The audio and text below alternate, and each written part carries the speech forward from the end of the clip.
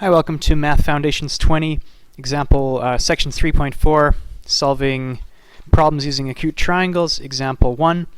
So this one's about the world's tallest totem pole. So there's just some information about it there. So the question here, while visiting the park, Manuel wanted to determine the height of the totem pole. So he drew a sketch and made some measurements. We all do this from time to time, don't we? Okay, so he just walked along and figured out that the shadow of it was about 42 paces, right? So that's this bottom part of the diagram there. So about 42 meters. He said the angle of elevation of the sun was about 40 degrees. Okay, and the shadow ran uphill, and he said that the hill went at about a 5-degree angle, right? So all those things, right, we have on this diagram here. So we want to know how tall this totem pole is to the nearest meter. So we're actually looking for, right, this part here, the h. Okay, well, this one's kind of tricky. We've kind of got 3 different triangles going on here, or even maybe 4 different triangles.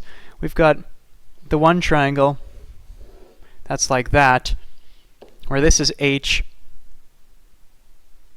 and this part here is 42 meters. Right, we've got another triangle here, which is the one with the actual ground. This is h, and this is 40 degrees here. Right, and then we have this little triangle, right, the one that's in here. Right, so that one there, which I'll draw a little bit bigger there, which here is 40 degrees. This top part of it, right, should be 42, and this bottom part of it here is 5 degrees. Okay, well, we want to find h.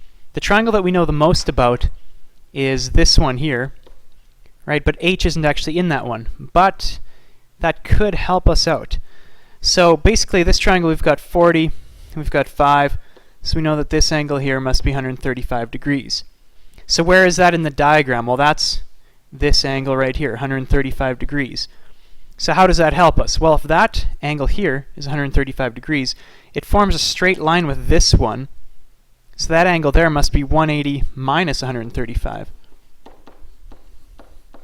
So that angle in there must be 45 degrees.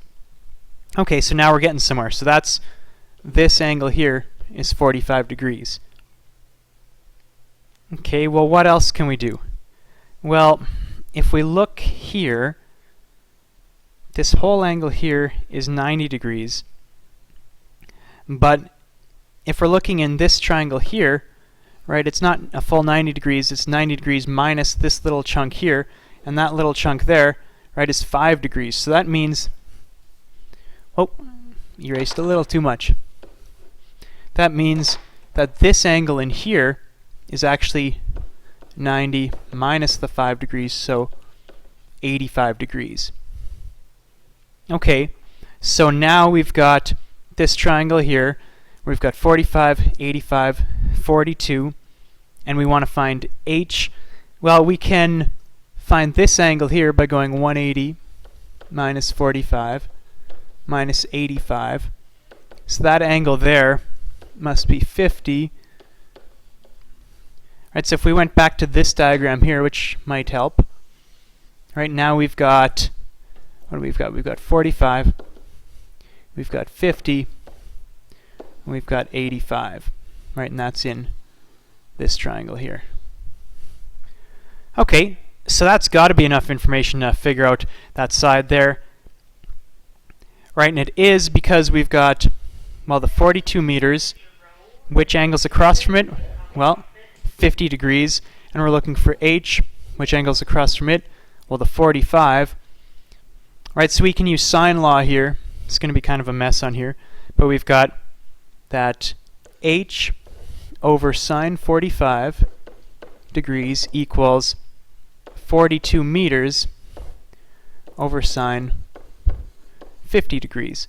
And now we just need to solve for the h, so sine 45 times 42 equals divided by sine 50, and we get h here to be 39 meters.